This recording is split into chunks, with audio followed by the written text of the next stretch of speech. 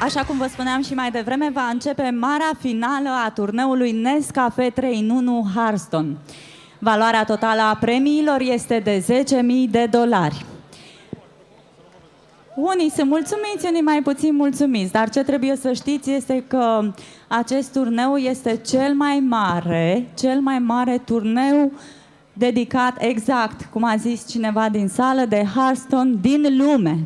Așadar, am să invit alături de mine gazda acestui turneu, care știe mult mai multe lucruri despre mine, să-l aplaudăm și să-l invităm pe scenă pe Tudor PTZ Pitigoi. Haideți să-l primim cu căldură, da? Mersi, Corina. Oh, sala aproape plină. Bună dimineața! Bună dimineața pentru unii.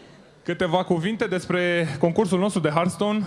Poate mulți dintre voi știți, 128 de participanți ieri la ora 10 dimineața, astăzi au rămas numai 2.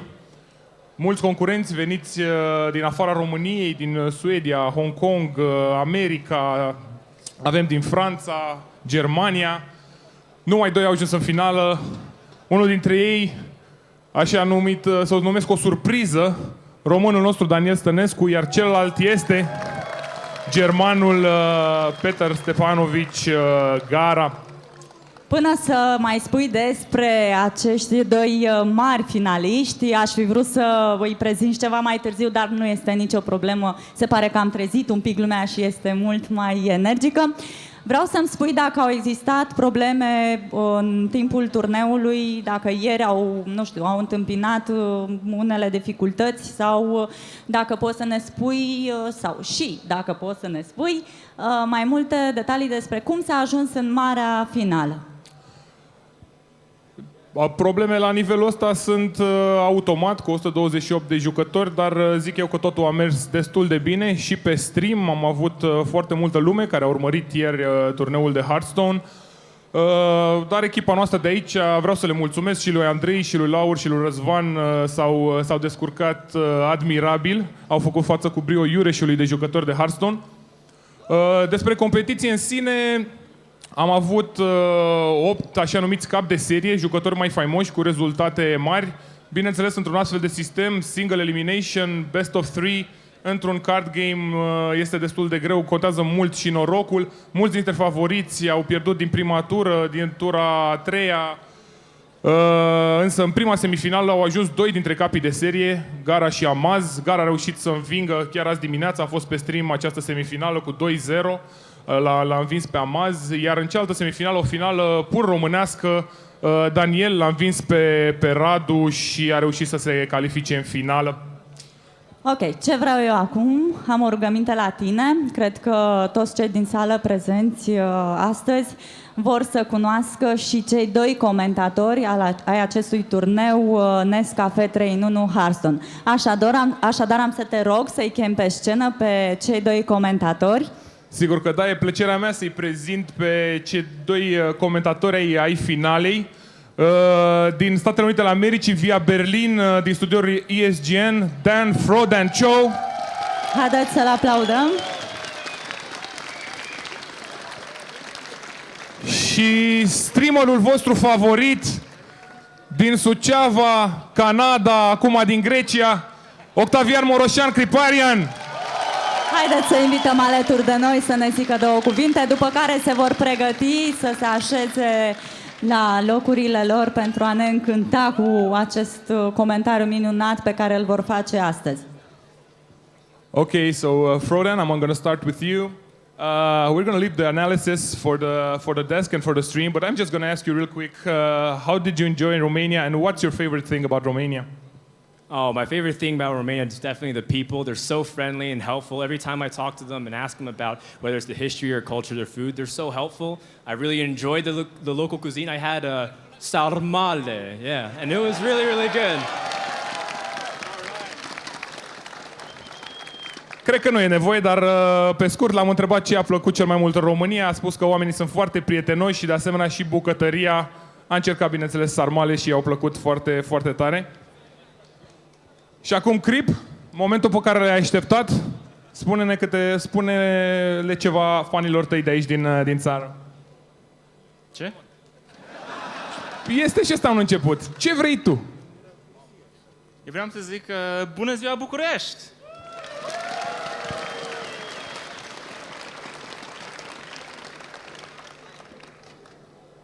Cum te simți revenind în România? Nu știu exact a câta oră ai revenit, dar nicăieri nu-i ca acasă? Nu,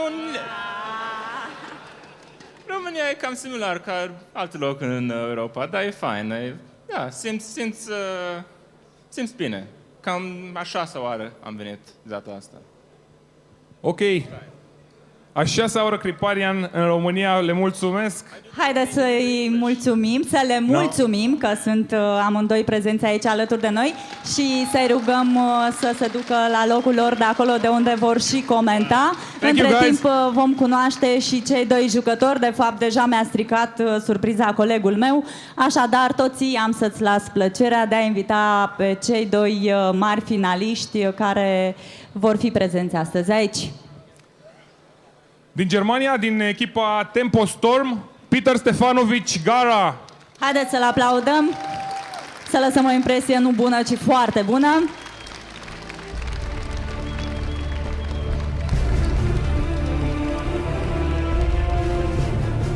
Hey GAARA, real quick, I'm going to ask you, how do you feel before this grand finals, playing for $4,000? I'm pretty excited, but I'm also confident. So yeah, can't wait to play.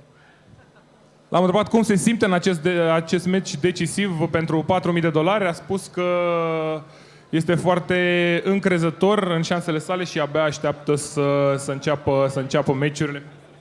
Okay, so I won't keep you any longer. Just tell me in a few words, how did you feel the tournament went so far for you? It was awesome. It was one of the greatest experiences of my life, and yeah, I'm really, really happy. L-am întrebat cum i s-a părut turneul până acum, a spus că a fost excelent, una dintre cele mai frumoase experiențe ale vieții lui și că este foarte, foarte fericit. Thank you, GAARA, and good luck in the final. Să-i urăm succes. Thank you. Și să-l cunoaștem și pe cel de-al doilea finalist. Da? Fiecare turneu trebuie să aibă o surpriză, o poveste frumoasă. Iar underdog-ul underdog-ul nostru din această finală este românul Daniel Stănescu. Haideți să-l primim și pe el cu aplauze, multe aplauze, să-i urăm succes.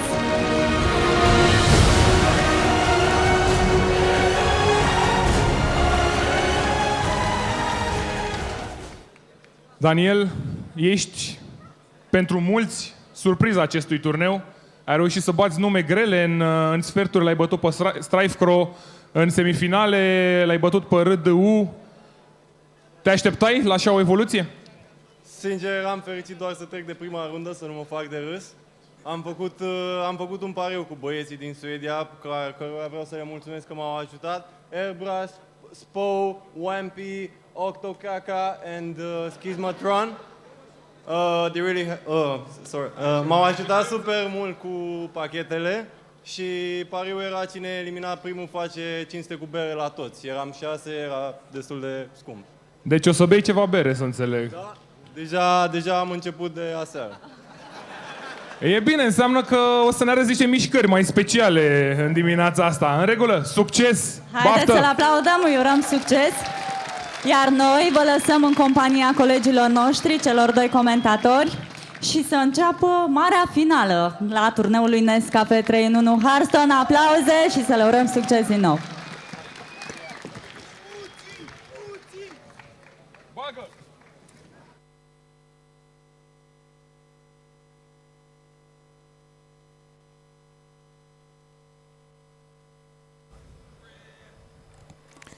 All right, I think we're live here. About to cast the final, the Hearthstone match. How do you feel? Everybody, welcome to the grand finals of DreamHack Bucharest 2014 between GAARA and Daniel, the local Romanian hero. Yep. After 128 players have duked it out, single elimination, best of 3, it comes down to one best of 5 for $2,000 additional dollars. I was really hoping there'd be a Romanian hero because I think there were a lot of doubts out there. Yeah, in the very beginning of the tournament, it seemed like no local Romanians were actually giving some of the seeded give players a run for their money. But Danielle's been slaying names left and right, even Strifecro in the semifinals, just as they were mentioning right on stage. That was quite a match.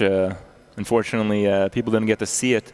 But they were playing till like 1 or 2 in the morning. They were going at it. There's some really good Romanian players out there. I mean, Hearthstone is the type of game where it's hard to show that you're a very skillful player. But even given the few games that we saw, at least I got the impression that there was quite a few in this tournament. Absolutely, and they've come prepared. A lot of them have brought a lot of the same decks that we expect to see in the meta, but some of them are bringing pretty unique decks. And Daniel told me that we have some pleasant surprises from his decks. Well, Daniel is not one of the players that was highlighted in any of our casts. That's right. And he has, in a way, the advantage if he has some kind of secret tech. Even though people have seen him play, people haven't seen him play to the same degree as they have seen GAARA play. Not the exposure that people are used to. And so we're going to see how he's going to perform on the big stage. GAARA has been on stream all weekend, so I expect a great series. The first game, we're about to get ready to load up. What do you think we're going to see here, Kripp? Well, it is a best of 5. You play every deck. So if you do have a very strong general deck, it's probably good to just put it up front. And I think we're not going to see much else from GAARA outside the Druid, I believe. In fact, yeah, and GAARA's been relying on his Druid. A lot of people expect Hunter to be super dominant, but also Daniel doesn't even run Hunter as part of his 3 decks, so we're not going to see a lot of Hunter, and people have kind of been seeing it dominating on the stream, so it's going to be a very different dynamic than people are used to. Yeah, I mean, people are used to seeing Hunter versus Hunter when they watch us cast some Hearthstone. Some people are experts at it by now. And, that pretty much involves 3 cards, Buzzard, Unleash the Hounds, and Savannah Highmane. So, I mean, we get to see more than 3 cards. That's good.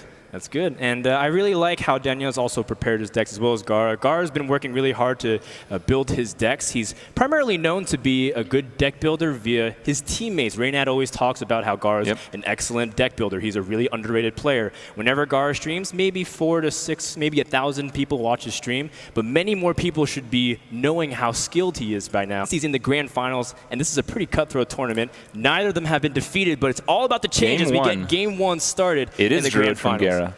And this is the aggro lock that I've seen from him so far. I think he had some luck with this earlier. I believe it took out a Hunter deck, which is actually quite uncommon. So I think we can expect something a little different than what we're used to. Actually, Zoo is a deck that's pretty well against the mid-range Hunter if you can get a good start. It's really unleash or bust for the mid-range Hunter. And so when RDU was playing against it, he didn't seem to get the draws he needed. We're going to see if Daniel's going to be able to pull it through for game number 1 with his Zoo.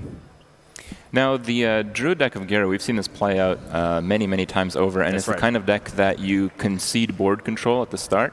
And a few turns in, you start taking it back with huge taunts and a few board clears. I think he's actually running double Starfall. Yeah, so he has a lot of options to deal with a big board of his opponents. He has a deck what we like to call the Ramp Druid, where you spend the early game just getting a lot of resources, so that way in late game you can just keep dropping big minions after big minions and feel really good about yourself. Going second with Wild Growth is fine. It's it's not the best. You really want to go first with Wild Growth so you can get that 2-mana advantage. It's kind of like saying, I want to go first in this game. Yeah, it really is. I mean, going second, you essentially have another card. You don't exactly have another card because you don't have another card on the draw, but it does give you the mana advantage. And I think with the deck that GAARA is playing, the number of cards in your hand isn't as important as board control and drawing the cards that end up drawing more cards. I mean, if you total the mana of each of the decks, you're going to have the Druid come up with a much higher number. It's going to take him much longer to play through his deck. And the value is going to come in the individual cards rather than, a horde of small ones. How efficient and high value can you make your minions as the Druid player? And again, stalling for time, because you see the big heavy-hitting minions, the Ancient of War, the Sunwalker. That's going to take 2, maybe even 3 cards for the Warlock to burn through. Yeah. The idea behind the Warlock is that you pretty much play all you can, and then when you run out of cards, you start tapping, so you come into the mid-game stage where you're playing 2 cards a turn. But because he's playing against such a slow deck, I think we might see kind of what we're seeing now, where he's tapping even in the early game. Yeah, he's pacing his deck. That's right. And, you know, you want to have more options as well, just because as much as it might be tempting to just throw out what you have to fit the curve, Zulaks still have to be very cautious with how they set up. Are you making your board vulnerable for a swipe? Are you making it vulnerable for a potential starfall? All these things you have to keep in mind as you play minions. Druid of the Claw is a perfect card here. He really needed something more than Mark of the Wild this turn. Yeah, and one of the worst feelings if you're the control player is only playing your hero power and letting your opponent develop the board in this scenario. Here we have a Soulfire that can deal with the board, but he has to sacrifice a creature as well, so it's essentially a 3-for-1 with the Druid of the Claw. It's not that big of a deal considering you're playing Warlock, but we know the type of deck that he's facing against. That Druid of the Claw is going to be replaced by a Sunwalker next turn. The turn after that, an Ancient of War. So this trend is going to harder. Yeah, this trend is going to keep going, and it's. I mean, you don't have 6 Soulfires in the Warlock deck. Nope, and you risk also losing valuable cards like the Doomguard, but at this point, it's all about risk versus reward. What's it going to be? Oh no, he loses the Doomguard, one of his most powerful cards in the deck. That's a pretty big deal, actually. Oh wow, that could be backbreaking for this series. So then from here, Danielle has to left tap and just get more options. Yeah. He doesn't even fill out everything he needs by playing everything here. I think here you keep the Voidwalker alive because you want to protect your draw, your Young Priestess. I'm not sure we'll see that play. I think he's thinking of the Shattered Sun. We must cleanse the I think that's more solid and, again, gives him more punch. With 6 mana, this play is vulnerable to swipe, and there it is. But I think, the Sunwalker, you can see that decision was made instantly. It's pretty much just straightforward. You want to plop as much resistance to you as possible. Taunt after taunt. And get some draws, Ancient of Lores, get even your Healing Touch if you really need it. Here he can trade quite effectively. It's a 2-for-1 with the Sunwalker by sacrificing both the Void and the Shattered Sun with the buff of the Direwolf, and then Immortal Coil will give him a refund. Then he can protect the Direwolf with the Shield Bearer. I think that's the play that he'll end up making, but he might go for a more aggressive push with the Flame Imp. It's really kind of funny because Shield Bearer is a card that people really thought was useless for a while. It was a 0-4. It's like a 0-for-1, right? It doesn't do anything. But with the right synergy of cards like Direwolf, Alpha, a lot of innovation has brought it to relevance. Yeah, I think a lot of the game from the beginning, people didn't really understand how to play the game at all. Then it went into the stage where Me included. It was my card for your card, and if I can kill 2 cards of yours with one of mine, I win. Eventually, you run out of cards and I have a loss. But then it got a little bit more advanced to where you just wave the opponent down with a bunch of little creatures that he can't deal with individually. And at this stage of the game, with this type of deck, with a Warlock, where you can draw these at a higher rate, even though you're getting 2-for-1, you're still keeping up with how many cards you draw each turn, and you're usually doing damage to your opponent while this process is going on. Yeah, and that's the ultimate goal, just continue to put on pressure to your opponent. And just like you recommended, Kripp, it looks like Danielle's going to try to go for his Mortal Coil play and secure the board, potentially to protect. Yeah, does he go the Flame Imp or the Shield Bearer here? Well, Flame Imp does have more DPT, damage per turn, be able to put the pressure back, and even answer bigger threats that are going to income. Does go with the Flame Imp. All right, turn number 7 here for GAARA. He does have that natural progression. Every turn, it just keeps getting hard. It's like level up. How are you going to deal with this? Level up. How are you going to deal with this? Next turn, it's Sylvanas Mark of the Wild. Oh, man. It's going to be really difficult for Danielle to keep putting on the pressure. Yeah, but he does have a lot of damage. Yeah, Daniel doesn't have 10 damage right now. He has to draw. Yeah, that's right. And you don't have a choice to go around it. He still doesn't have 10 damage, but it's getting closer. It's getting closer, but pretty soon, if he's not able to deal with threats immediately, then Druid can just improve the board. He has cards like the Faceless Manipulator, like you said, the Mark of the Wilds to even make it with combination of Faceless Manipulator, making it even harder for him to get through. This is GAARA's strategy. Stall the game out as long as possible, play your big threats, and make the Warlock kill himself and run out of gas. Yeah. I think the turn here is to Shield Bearer and just drop all your 1s, and then next turn you just a double 4 for a surprise kill. But it's really hard because you feel like you're vulnerable to some AoE and whatnot. And it's also a bit mana inefficient. Yeah, and it's never pretty to do it. Very, very hard decision. You can't dwarf here. So the choice is, do you drop more 1s or do you drop the Argus in a 1? I think that's the choice. And I think the Argus can serve much better value over time, but the 1s, how much better value are you going to be able to get over time? Because if you pass the turn with the Shield Berry, at least maybe he can buy you something. If he doesn't have the AoE, you can probably draw into better answers. And this goes back to the risk versus reward with the Soulfire. Oh, the Doomguard could have changed a lot. He does actually just go for a high hit on the Ancient. Not what I expected to see. Do you like it in retrospect? It does allow you to finish it off with a an Argus Doggy next turn, I suppose, but I don't like that at all. I think I enjoy this play a little bit more because it's more resilient to any kind of removal that his opponent has compared to the 1 health of the Priestess and. I don't really think it's that resilient. I mean, the whole board dies to a swipe, which I mean, there it is. So then you think he just wants to just damage it as much as possible and just keep moving on, though? Yeah. Okay, I can understand that. I can understand that. But I mean, we have to give credit to these players. These guys have survived a field of 128, so they know how to play their decks. They do. They do. Likely above what we know what's going on right now. Well, otherwise we'd be the ones playing, isn't that right? I guess. So still, he doesn't have an immediate way to address the Ancient of War, and he is starting to run out of health more aggressively than he would before. 18 health. We do know that this Druid deck still can burst with things like the Druid of the Claw as well as the Mark of the Wild. Right now you have 8 mana for an 8 mana hand, but if you play out your entire hand next turn, you're only playing 2. So do you play 3 this turn, 3 the next, or do you play 4 this turn, 2 the next? It's a tough decision either way because it's still a passive turn. You're just hoping that your opponent doesn't have the ability to clear the board and reset once again and make basically your entire play worthless. Well, he doesn't have a great answer. Yeah, well, let's see what he draws, I guess. Fish or more. Gaining 2 mana crystals wouldn't be helpful at this point. That's pretty good. Wow, excellent. He has the Innervate as well to combo with the Black Knight. And I was always wondering, did he have double Faceless in the Druid deck? And there it is. He draws 2 in a row. Yeah. I think one of the best cards you could have drawn here is a Healing Touch to give his Ancient another... Basically another life. Yeah, and I think if he had drawn that, he would have Mark of the Wild attacked and then Healing Touch it to get the full 8 value out of it.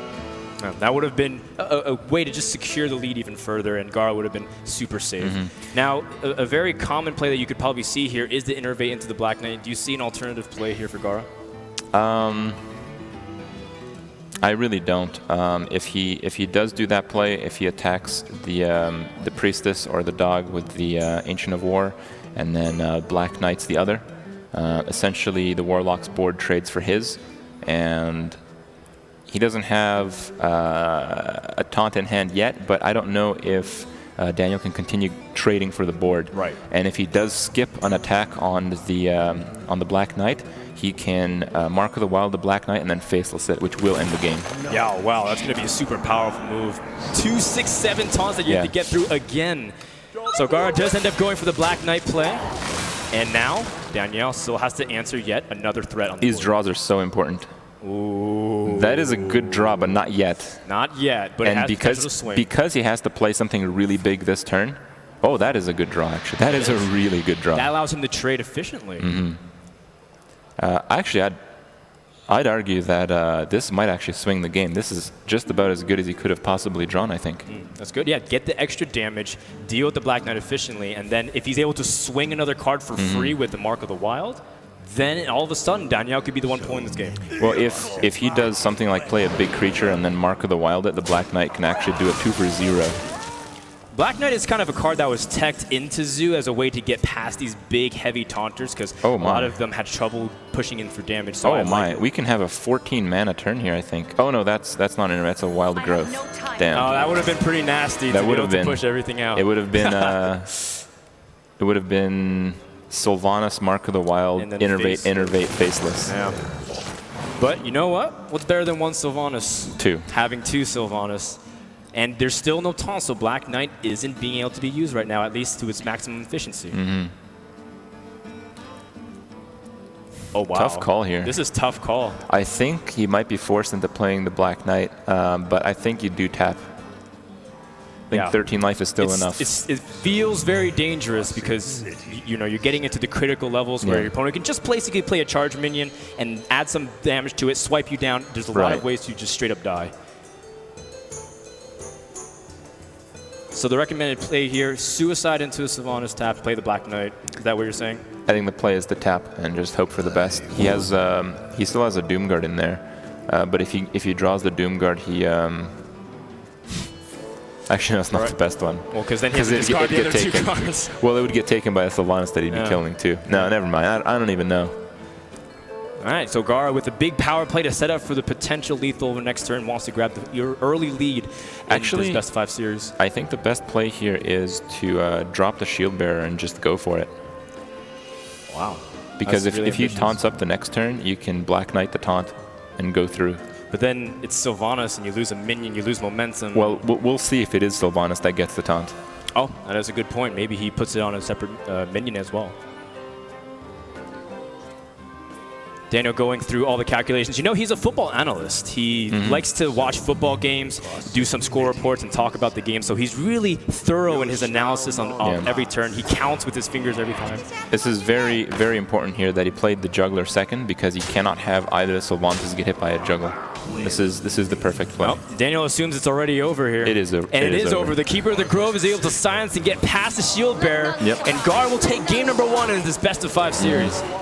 Daniel is playing from behind the entire game there, and I believe as a Zoo Warlock, when that happens, it's very difficult to take the game back. But as you can tell, there's still opportunities for him to bounce back, but GAARA played very patient. I think he just made the right decisions. You can't really fault him on any misplays from either side, I feel. Yeah, that's absolutely right. There were, I think, a few decisions that he made that may not have been clear in the early game, but I do have to give credit to him. We have seen him play. Look, it's PTZ. Oh, man. Oh, who's that? Whoa. Ooh, shout out to the Romanian crew for doing a great job putting on the DreamHack tournament. They got us this far to the grand finals. And again, now, this is a best of 5, so this is by no means over. The first game is really decisive when you're playing best of 3. Pretty decisive best of 5, but with as good as these players are, I think comebacks are not likely, but possible. Right, we've seen big comebacks before in professional Hearthstone. What do you think about the Shaman class into the Ramp Druid? I think the Shaman doesn't really do that well against the Ramp Druid because a lot of the cards in it are meant to deal with early game of the opponents, and the Ramp Druid doesn't have any early game.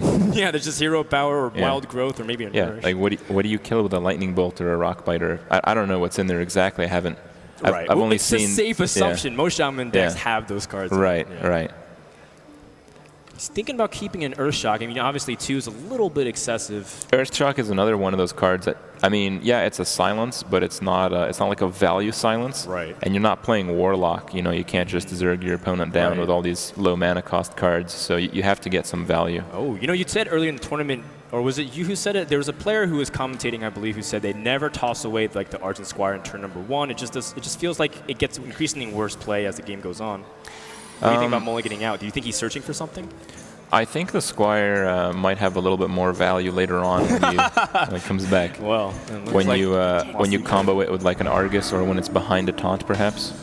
Okay, yeah, absolutely, good value. Divine Shield is very powerful in the current metagame. No mercy on that Divine Shield. All right, I don't see why not. And Shamans can have surprise damage with like the Argent Squire if they drop a Flame Tongue, but on this kind of state of the board, I would not recommend it.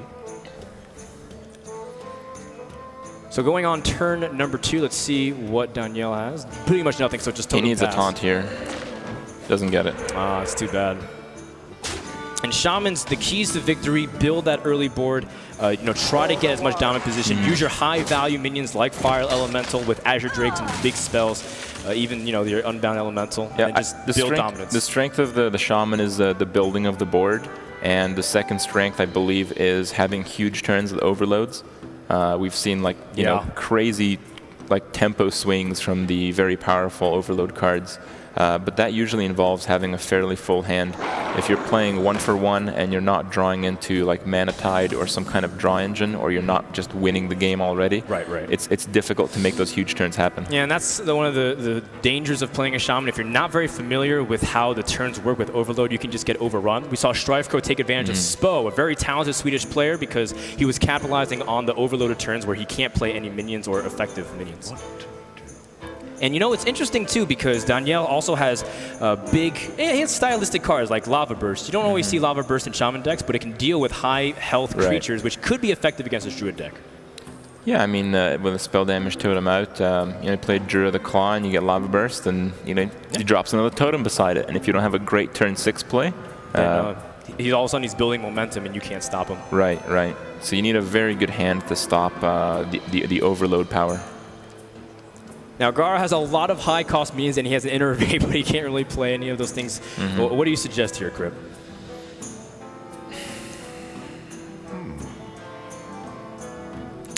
I think you hero power the totem.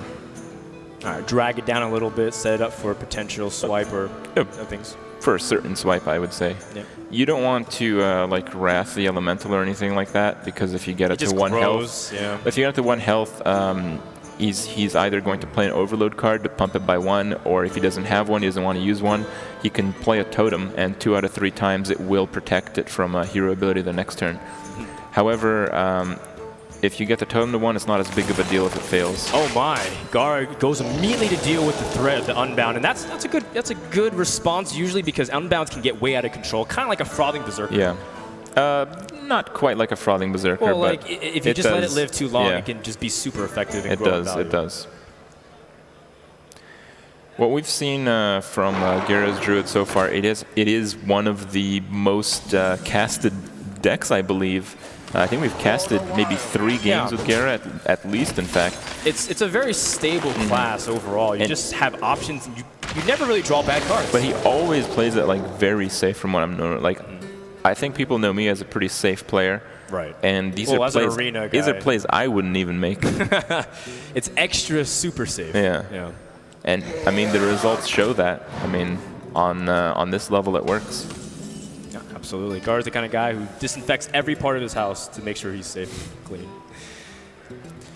So here with the Keeper, he might have some idea what he's playing against, and I don't know what he's playing against, but if he is playing against a fairly typical Shaman deck, that silence is not actually that useful.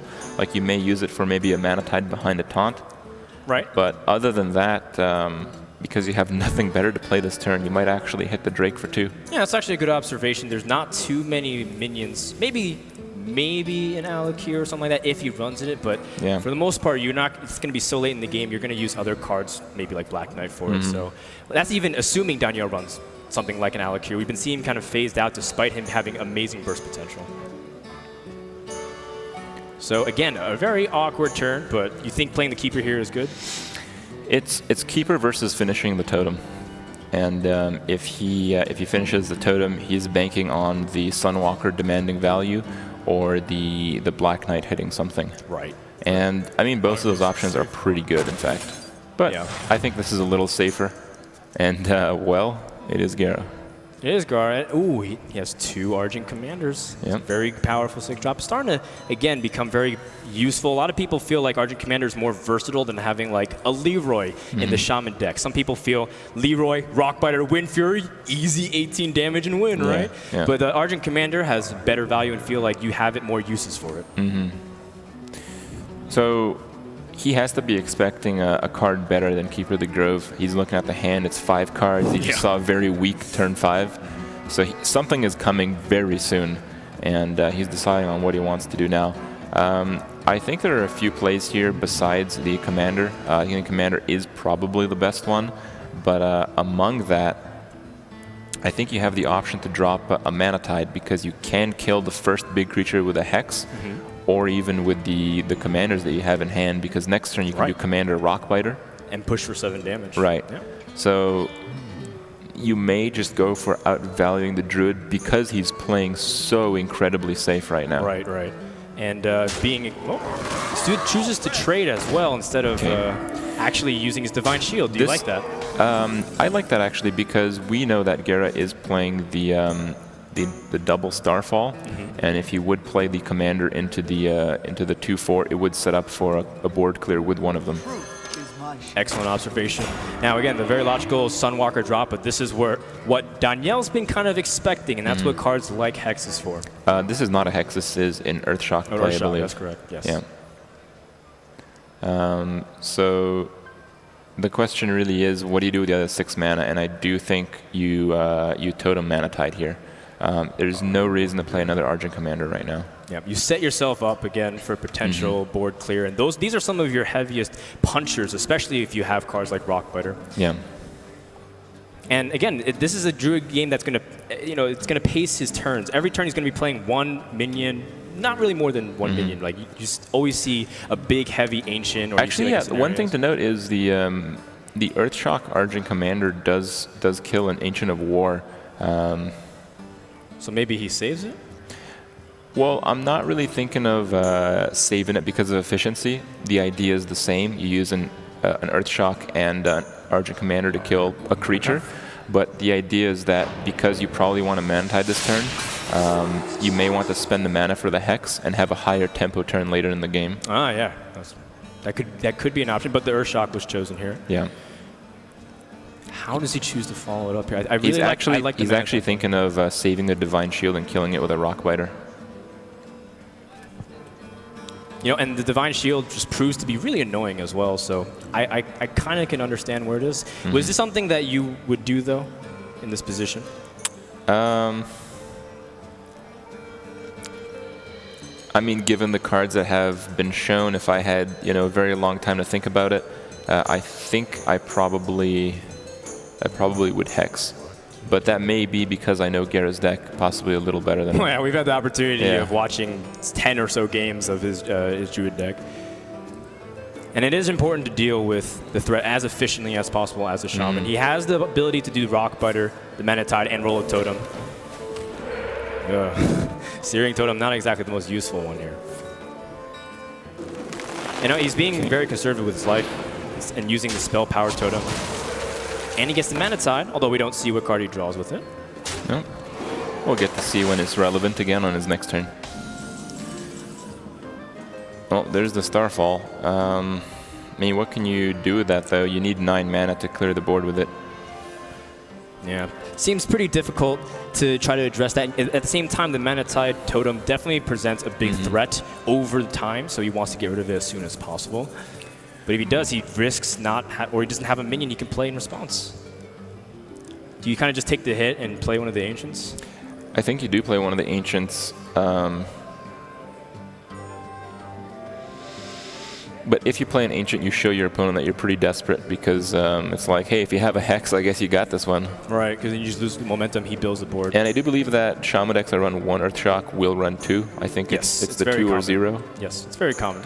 So, I mean, he's looking at 3 threats right now, and with a Mana Tide draw, yeah, that's what he's checking right now, 18 cards. How likely is it that this card is going to get punished? And right now, it's pretty lucky. Pretty likely. Pretty likely. Yeah. So he'd have to get pretty lucky to dodge it. And I don't like it, but I think it is what he's going to end up doing. Do you think the Ancient of Lore is better and just try to see if you can develop more of your hand, or do you think the Ancient of War here?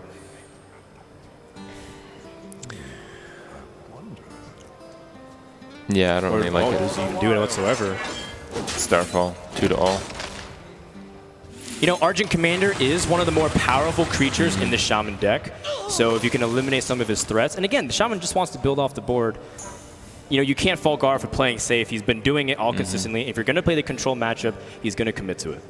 Okay. So here I think we're going to see a Totem to try to protect the Mana Tide from being killed for free. You're looking at a 50-50 from the heal or the taunt that are going to save it. And I guess he decides the Azure Drake is a good complement for it. Fire Elemental, an excellent draw. He actually has a lot of damage. He may choose to push for damage with the Flame Tongue. If he does Flame Tongue here, he does essentially do 4 to the opponent. Yeah, but at the same time, it's good as surprise damage. You can kind of play it in conjunction with the Argent Commander as well. You did get the taunt. That is That's a big very deal. valuable card. But the Wrath will be able to deal with his Mana Tide Totem. Let's see what GAARA draws. And a Wild Growth. I think Black Knight here is better than Druid Claw. Absolutely. Not to mention that it makes you feel good because it fills out the curve. Some players are tempted by that. Yeah. So considering he was playing the Black Knight, he actually had the option to hero power down the totem instead of using the Wrath, but I guess he wasn't too happy with his hand. What do you think he's searching for? You know, it's a very difficult question. He just used one of his Starfalls. He needs cards. Does he have the swipe in his hand? No. So you want to kind of have more options to deal with Shaman's board as possible. You don't want him to build up those totems. I think he was just looking for more options as removal. You know, he doesn't have a very clear way to build the board either because he knows his opponent hasn't used his hexes, so he doesn't feel comfortable playing like Sylvanas, for example, or even just Mark of the Wild on anything. It can get easily dealt with and 1 for 2 yourself. This is actually very close to lethal. I don't know if you're seeing this. Well, I've been looking at you, Kripp, not looking at the screen. So the Argent Commander with a totem in the middle and a Rock Biter. The totem delivers 4, and then you have 4, and that's 15. So you get him to 2, and then the Fire Elemental in the turn after. All right, and you have cards like Hex. So he has to heal essentially. To also back up a potential follow-up play. I don't like the Squire. I would go all in with the damage and the Rock Biter. I think what he's also worried about is the faceless plays, and just you can get past 1 really easily. But what if he plays something really heavy and he's not able to break through? Well, if he plays something really heavy, he'd die to the Fire Elemental because he'd be at 2 life and armor into 3. You're correct. Yeah, so he'd have to heal and play a taunt. Good. Yeah, I agree with that. It would have been definitely the more aggressive. It's the Strife Code play, right? To just go for the throat every time. But again, it's a very defensive play. It's very controlling. So here I think you have to try your luck with the Ancient of War. And just hope he doesn't have a Hex. You're playing 1 creature. Whatever you're playing, it's 1 of them. Yeah. There's no way to set up multiple taunts here. Yeah, I can see where you're coming from, and I guess at this point, GAARA is trying to calculate his best possible opportunities, maybe if he reduces some of the damage, but there's just lethal staring right at him in the face. Yeah, I don't even believe the Hex was used in Daniel's hand. No, it's still just sitting there. Yeah, so the game is essentially over. No, you can try to eliminate some of the damage with this charge, and he's going to just hope that he doesn't have the damage possible to end the game. 12 is there. But he does have that Fire Element. Oh, and the Rock Biter as well. So Danielle's going to tie up the series versus the Druid GAARA. deck goes down. And the Lava Burst as well, but he can choose not to reveal it. Okay. I don't know how much that really means with that big of a crowd, but yes. You never know. So all of a sudden, it's now a best of 3. Yep. I really felt Daniel could have made a more aggressive play there, and I think that was the correct one. But I think he was so far ahead that you know, it really wasn't that big of a deal. He also unlocked a Totemic Might Golden version. Oh, wow. Which put that in the deck. Actually coming back into the metagame a little bit. I don't want to hear about this. Like this is impossible. Life Coach actually puts Totemic Might into Shaman deck. Wow. He's one of the best players in Europe. What do you think about that, Chris? Card sucks. All right, so now we have 2 decks remaining for GAARA as well. It's this tied series. Remember, guys, this is not only the DreamHack Champion, but for $4,000, one of the largest tournaments yet for Hearthstone. And we've seen 128 players, and now it's down to these 2 guys. 4,000 for first, 2,000 for second. All right. And it's going to be the Hunter versus Shaman. Traditionally, on paper, Hunter's giving Shaman a hard time. But how do you feel about this matchup if it's more of a mid-range version of it? Kobold Geomancer in the Shaman. Did you see that? Yes, I saw it. Does he have... Is this like a substitute for Thalnos or something? I don't know. But he does seem to have a little bit more early game, which does help him survive against the more Zooey decks. But how much does it really help against the mid-range Hunter with Unleashes? Well, against mid-range Hunter, you want to... Again, it's the same kind of approach. Oh, my. 2 Savannah Highmanes. Get those hexes ready. Yeah, he's going to need to have some answers to those cards. Savannah Highmane, definitely one of the MVPs for this deck, as well as Unleash. Shaman has to be very careful balancing, building his board while being able to get high-value plays.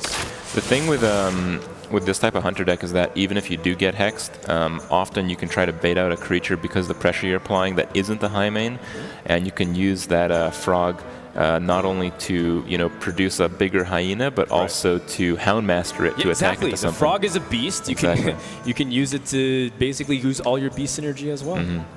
Here, you may think it's a good idea to coin out the feral spirit. Did we just see a no totem play? That's really interesting. He chose not to put a totem. You think it chose? Yes, I think he chose not to put a totem. He hovered over it, and then he went to end turn, so he deliberately chose not to. All right. And you know what? It's probably because if he plans to put Feral Spirit next turn, he have 3 minions on the board, potentially a useless totem, and that sets up for perhaps a really big Unleash play. Okay. So Daniel being very, very cautious with how he does it. Do you think Misha was a good role here? I mean, Huffer pushing for damage with that hand, I don't think is quite enough. Wow, deadly shot. I think deadly shot's okay. Again, you want to kind of build the pressure on the board. I think I would have gone with the Houndmaster though, because you can't really Houndmaster a Savannah in this matchup. It's gonna get hexed. Right, that's just adding too much. Yeah. Too many eggs in one basket. Yeah, I think Misha was actually the best role, now that I think about it. You know, so many people are traditionally used to Huffer being the best, but in this scenario... I think GAARA might run away with this one. Daniel's got all these cards, all these like amazing high-value cards. But how do you play them? Yeah, how do you actually get them out in time? He got set back with those Spirit Wolves that got punished, and the overload is a real problem sometimes.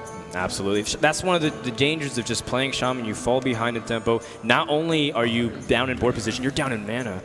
I think here, oh my.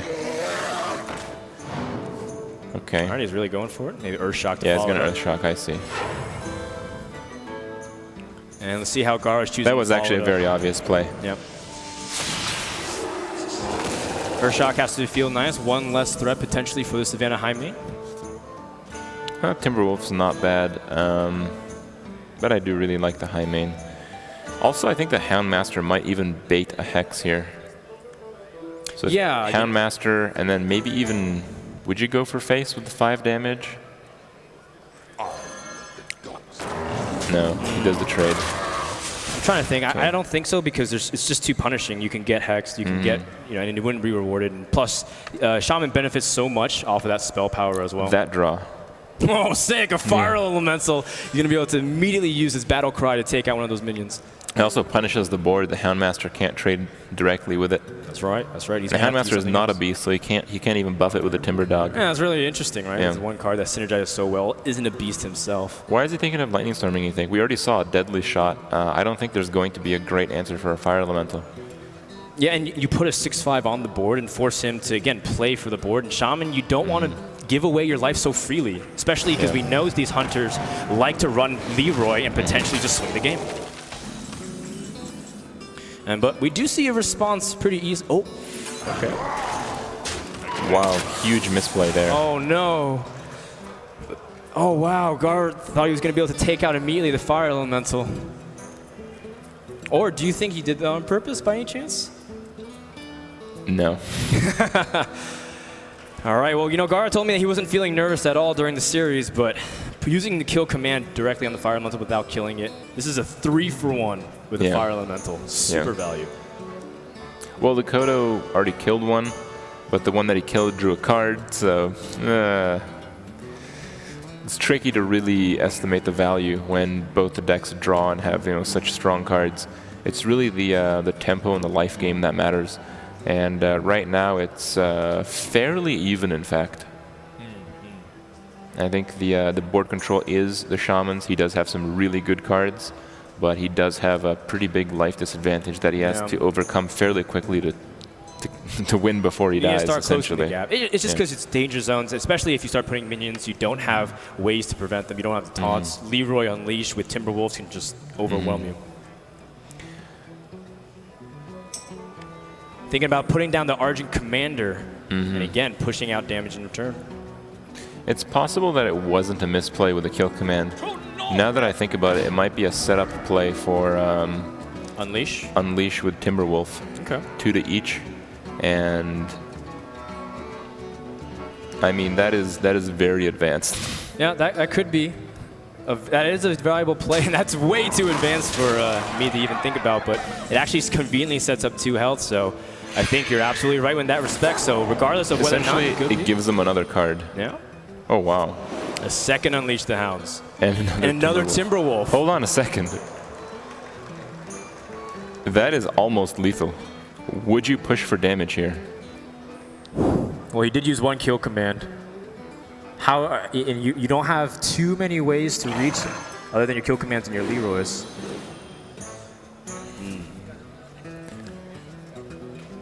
A very, very tense situation here for GAARA, because has the opportunity to potentially push the lead to almost a game-winning play, but I don't know. I think you can get your opponent to 4.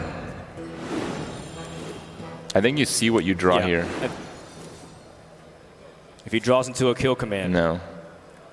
Well, he still has 1 more Timberwolf left. He might go for it still. Kill command. Okay. Master. GAARA's been playing safe all tournament long, and now he brings his opponent to 10. Oh, he's gonna get Lightning Storm. Absolutely. You need to deal with this immediately. So you Lightning Storm, but then you really need to build a board. How do you do that most effectively? You can't Doomhammer. Doomhammer just goes face. Yeah. He does have. He does know that both Unleashes have been used, so he can feel like he can build the board as freely as possible. He really needs to make a play that does not involve overloading, because he needs to play Fire Elemental next turn.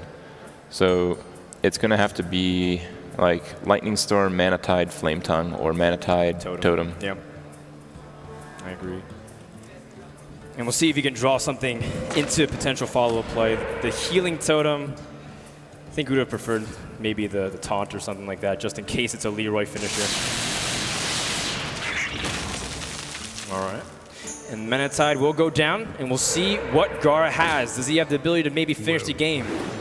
Daniel already kind of perhaps resigned himself to losing. It's not over yet, but it's looking pretty grim.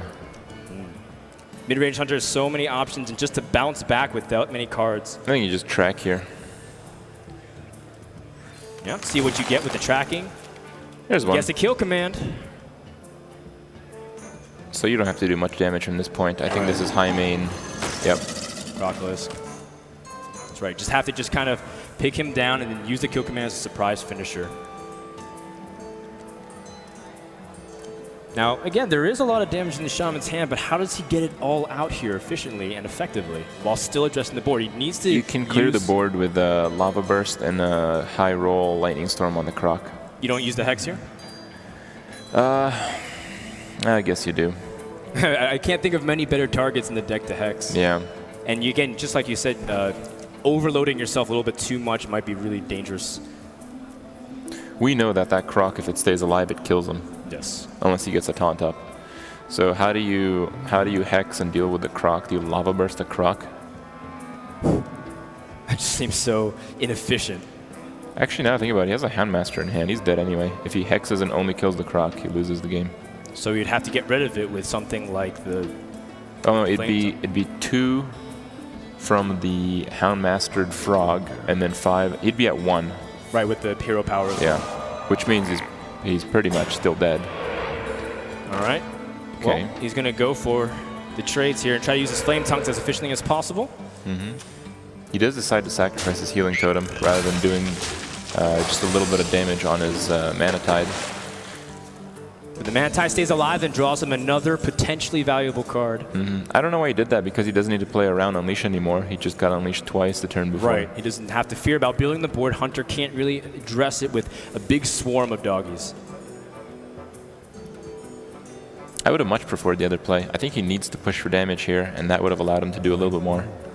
Yeah, he does know his opponent used 1 kill command, but it's starting to get to the point where the mid-range Hunter is getting through all of his decks, so you can expect him to have things like kill command. He even thought he may have lost the game a few turns ago if his opponent had the Leroy, and it's only a matter of time before GAARA can draw into something and whittle his opponent down to finish it. Here you really want to high main if it can stay alive, and it's a little bit of a gamble, but at the same time I really want to ping the opponent down. Right. I mean, he's really close to just dying. So I think you Kodo ping. Maybe even drop a hyena in there. You don't need all these cards. Yeah, you're right. You're just trying to put up as many threats. Let him address the board and kind of be scrambling here to stay alive while you just slowly drag him down and be able to finish the game. I like that play suggestion. I would absolutely not Houndmaster, which I think is what he's thinking about. I think he might Flare. Yeah. Right. Maybe see if there's a better option. There's nothing worth revealing with stealth. There's no secrets for Shaman. Okay, that's not too bad, but I think I would just Hyena here. Hyena ping. Yep, there we go. Okay. Let's see how Dan's been able to do this. He's been swatting down flies all game, but still at 8 health. Big danger zone for him. He does have a lot of burst right now. Right. Oh, man. You see that? Yeah. Well, literally burst, lava burst, as well as the lightning bolts. Well, he has Unbound Lightning Bolt on the Rhino, then Lightning Storm, and then he can Lightning Bolt face again, and then he can Totem, and next turn he could Lava Burst face. Right, and maybe if he rolls good on the Totem, he can stay alive if potentially his opponent can't finish it with like a Leroy. So maybe.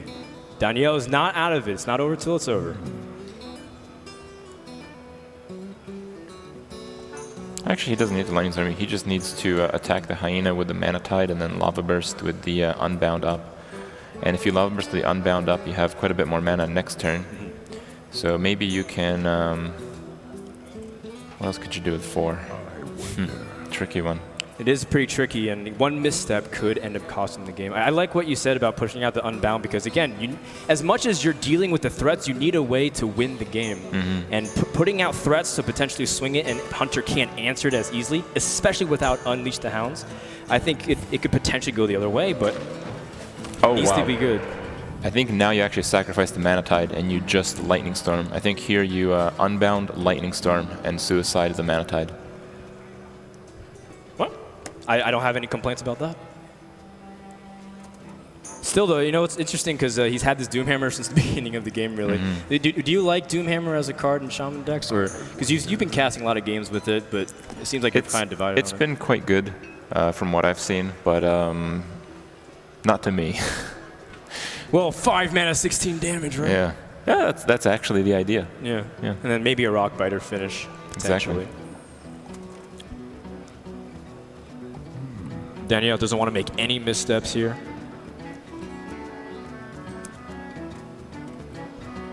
Alternatively, do you feel like he wants to potentially use like a Fire Elemental and put even a bigger threat on the board? Oh wait, he's also mana capped. I forgot about the Overload, so he can't even use something like the Lightning Storm. I think I would Unbound for sure. For sure, I would Unbound here. That's right, the Overload does help buff up that Unbound Elemental, but unless he's not planning to play it, instead he wants to use potentially the Doomhammer. Okay. All right. See if it works out for him, but we all know that GAARA just needs a Leroy or something to finish the game.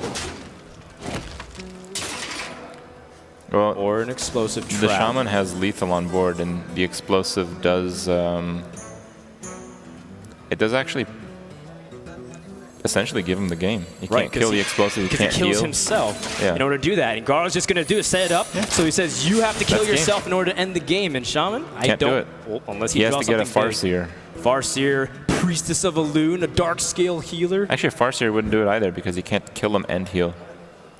Oh, you're right. He has to take damage in that respect. Pretty close, though. I mean, the lethal was there if he didn't draw the Explosive. Yeah.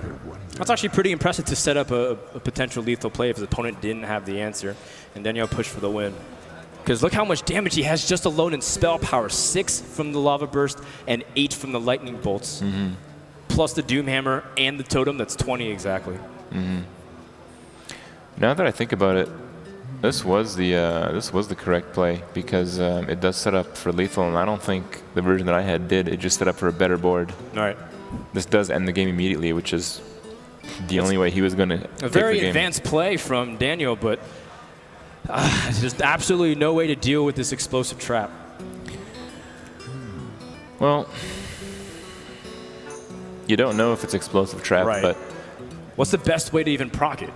The other thing could be is like misdirect, right? Yeah. And you fail to win even with misdirect. So he knows he cannot win right now. Or even like a freezing trap. Yeah. Oh, the moment of truth. And there it is, the explosive trap. GAARA goes up in the series 2-1. One game away from being the DreamHack champion. But Daniel, he showed even in the defeat, he's still on top of his game, I feel. Yep, 2-1. Am I mistaken, Kripp? I don't know. I've seen a lot of Hearthstone these days. You're giving me a look like it's not 2-1. I believe it's 2-1 right now. And now Daniel's on his last deck, and it's going to be a rogue versus. Oh yeah, it's true. The Zoo Warlock did fall. Yep. Yeah. It's going to be the rogue coming up next here against the hunter. And rogues traditionally in this tournament have been doing pretty good because if you can get the tempo, you can use like saps on the high mains. If you can get the board control early, you can kind of overrun it. But it's a little tricky. I'm not sure what type of rogue this is. I know there was a very Can drawn. you read French by any chance? Because on the screen it says it's deck list. Nope, I cannot read French. But that is Romanian, and I can read Romanian. And it says. It looks like French to me, man. I don't even know. Oh man, that is tiny text. But it basically translates to I left 2, and then I don't know what that word is. That V1. Venatoire, I think hunting. I think I left to the hunt or something like that. Maybe he's saying it's designed to kill a hunter. Maybe. It could be that case. All right, potentially match point here for GAARA from Temple Storm and Daniel, hailing from Romania. Let's see what's going to be happening in the opening mulligan hands. I don't know this matchup too well, and I don't know his deck too well, so I can't really speak very much for how this may end up. Right, and in fact, again, this is the first time we've seen Daniel play on stream. We've been on stream pretty much the entire tournament, and so his decks are a surprise to us. Oh, Senjin Shieldmaster, that's a pretty good card. That's not a very common card you see all the time. I think it is pretty good against the mid-range and aggro decks, though. It's a good option. A lot of times you replace cards like Yeti for Senjin because they're kind of the same function in a sense. High value, defensive, or offensive. You can use it as the Yeti. All right, not much choice here. To attack or not to attack is essentially the decision. Yeah, does he want to save it for potentially drawing it to other things like Old Blood, or even use it on minions? No, I think you attack here. No, there's no reason to. Rogue often tries to be the aggressor in this matchup. You try to see if you can take initiative, push out a little bit more companion. damage. What does he get? Huffer. Oh, hello. You know, Huffer actually plays into some of the cards of Rogue, though, because that 2 health. Rogue's one of those classes that has access to 2 damage. Compared to some of the other classes, it's usually 1 or 3 for, like, Shaman. He's going to have to Druid. draw it, though. I don't think we're seeing Daniel's perspective here, but if it would have been backstab, it would have been played already, I believe. Right. Very easy choice there. And he does have Harvest Golems, though, I remember, in his hands. So yeah, that seems to be the logical 2 Harvest choice to Golems, play. Cold Blood, and an Eviscerate. So right now he's probably deciding if he really wants to burn the Eviscerate on a Huffer and pass his turn, essentially. Yep, and that is the decision he's making. Yeah, it's not a pretty one, but again, you want to stem as much damage, put the onus back on the Hunter to be the defensive one, but that's what the power of the Animal Companion is. It's such a good value for 3 mana. What's your bet on the second Animal Companion, which we know will be played right now? Are you going with Huffer again? I'm going with Huffer. I'm going with Misha. Huffer! Oh my goodness, another Huffer! Yeah. And GAARA is able to put the damage right back. How'd you know, Kripp? Basically, that's the most ridiculous thing that could happen. Right. And if I bet on that and I'm right, I get a lot of praise. That's how it works. That's right, sick predictions. Yeah. Now, Ascension is a pretty logical play here from Daniel, but GAARA has to be feeling pretty good. He's putting a lot of damage. Oh, he's got the deadly shot, so I mean, he has the answer here. And also, he'd have a reasonable answer with Houndmaster. I mean, you still trade and hit the rogue for 6 eventually. This is 12 damage already created from Huffers alone. So here, the question is, do you bore him? Well, if he didn't have backstab before, then he probably doesn't have... The likelihood of him having it now is very low. He goes with the green light on that one. And Dan doesn't draw a direct answer either. Well, I mean, you just do what you can here. I think here you Harvest Golem, weapon up, and kill the boar. Yeah. Cut your losses pretty much at this point. But he's going to drop down to 13... potentially 13 or even more, depending on what Hunter chooses to do here. Oh, the Hunter's gonna Kodo. Oh, he has the Kodo already in follow-up play. Yeah. Right, you're absolutely right about that. Excellent start here for GAARA and Daniel. How does he stop the bleeding? He has all these There's cards only he one wants way to put do out, it here, but- I think.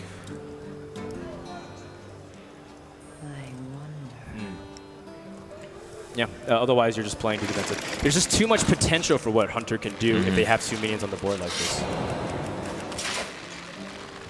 In all the previous games these players have played in the tournament, considering it was best of 3, you always had that third deck that you could just like avoid playing because it wasn't very good at what you were matched up against. It has certain really bad matchups, and you can use it to avoid it, but maybe this rogue is specifically very weak to the Hunter, we don't know. There's the backstab, but would have been nice to have it 3 turns ago. Actually, it's not really that bad. You can backstab Cold Blood the Golem and kill the Kodo. Kill the board, and you can still put on something. You are by no means in a great spot, but you can at least drop 2 creatures this turn with the Harvest Golem and the Loot Hoarder, and if you don't get punished with Unleash or anything like that, you can Argus up and you can start taking... And Rogue's pretty explosive. You can start taking a few more turns because you would be at 10 life. Time. Yeah. You buy a little bit more time. But there's still 2 kill commands in the deck as far as I'm counting. And GAARA could be just drawing closer and closer to a potential victory here at DreamHack. Oh, he's using the Argus immediately. Okay. I guess this is the only way he thinks he's going to win, and I think he's right. Using the Cold Blood as a way to do as damage an offense. back. Yeah. Oh boy. Well, we do have the kill command. They have a brutal silence on the Loot Hoarder. Yep, no card for you. And GAARA can just slowly whittle his opponent down. He has so much health to play with. Explosive Trap and the hero power. The Rogue is essentially on a 3-turn clock right now. From what he sees. Yeah. And he still has to deal with the board. Oh, Ooze is a great card if the opponent has a weapon, but it's not really useful in this situation. So here I believe you have to weapon out just to take care of that Explosive Trap and to take care of the creatures with your creatures. Right. So you're essentially surrendering your board. You're at 8. I guess you're oozing and Harvest Goleming. You got to put minions on the board. You have to proc the secret because it only gets more difficult to do it as the game goes on. So trade with your minions. Use your hero power to attack. And then just play whatever you feel like would be the best. I mean, this game is not over, but it's heavily in it's really close. I think GAARA needs to draw 1 damage if he procs the secret here. Because he still has kill command, and he still has the hero power, so that puts him at 8, at 7 damage. Needs to draw 1 more in some capacity.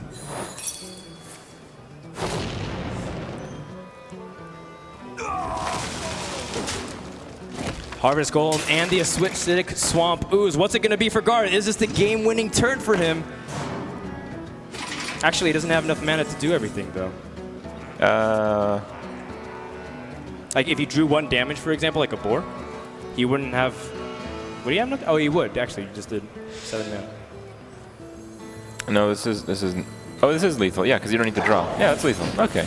All right. Of course. Oh, he wins. $4,000 bucks. How about that? Aw, Kripp, fooling me again. All right, GAARA is your DreamHack champion, and he takes home $4,000. Yeah. Congratulations to GAARA, coming all the way from Germany in the open bracket, single elimination. Really good stuff. And comes out on top. We saw Daniel play a lot of just counting up. A lot of very slow matches in the past, and this one went by pretty quick. I think both players played fairly well.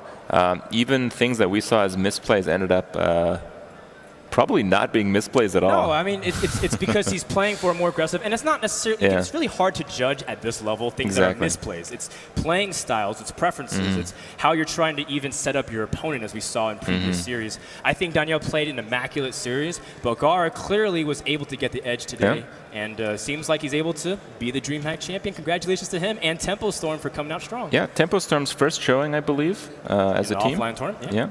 Reynad, I think, did pretty well himself and his other teammate. And all the hype is not unfounded. It's really good that GAARA was able to show, and he should be watched out for from wherever tournament he shows up from this Our point on. first and last casted match, and he won both of them. Yep, winning the last a little bit more important.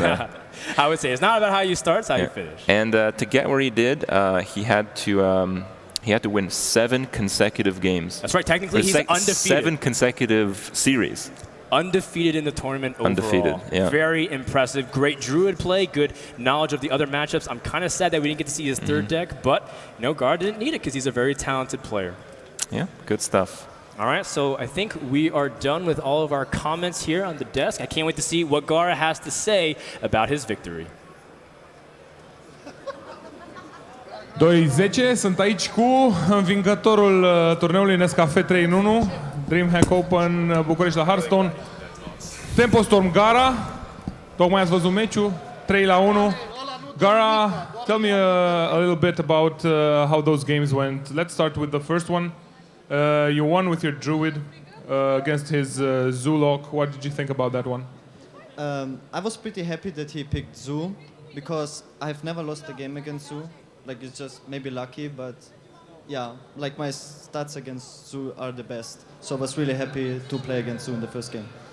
L-am rugat să ne spună câte ceva despre meciuri. În primul joc a spus că a fost foarte mulțumit de alegerea adversarului pentru că avea un record foarte bun împotriva deck-ului de Warlock și după cum s-a și văzut a fost o primă victorie foarte bună pentru el. The second game he managed to rebound with his Shaman deck and beat you with some aggression. What do you think you could have done better in that game? Me or him? He won, so. The problem is I had a pretty strong hand, but I couldn't develop the board. Like, I know Shaman rides on tempo, and I was expecting him to play wolves, but he didn't, and I just couldn't keep up with the cards he played, and I had no answer. În meciul 2, Daniel a revenit și l-am întrebat pe GAARA ce ar fi putut să îmbunătățească în acel meci, poate ca să fi câștigat, dar a spus că avea cărți destul de bune, nu a reușit să dezvolte multe creaturi și a pierdut în fața atacurilor șamanului. You won the last 2 games with your Hunter deck. The last game was pretty fast forward, just 2 Huffers doing all the job for you. But the third game, that was really nice. And I don't know if you know, but Daniel developed, if you didn't have that explosive trap, he developed a win condition for the next turn with 2 lightning bolts and a lava burst in his hand. Tell us a bit about these last 2 games and your Hunter deck. I mean, I knew he had a lot of burst damage just because of the cards he didn't play. Like, he was keeping a lot of cards in his hand. He didn't want to use lightning bolts, rock biters, so I knew he had a lot of damage. I was lucky that I drew the explosive trap. I managed to win in the end. Ok, l-am întrebat despre ultimele 2 meciuri. Ultimul meci ați văzut și voi destul de rapid, dar penultimul meci mult mai echilibrat. Daniel avea victoria turnul următor, a tras un explosive trap și astfel avem campionul nostru aici la DreamHack 2014. O ultimă întrebare. A last question, GAARA, how do you feel now as the winner? You're $4,000 richer. Tell me how you feel. I'm super happy. I'm super excited. I really didn't win like when I came here, but now that I won.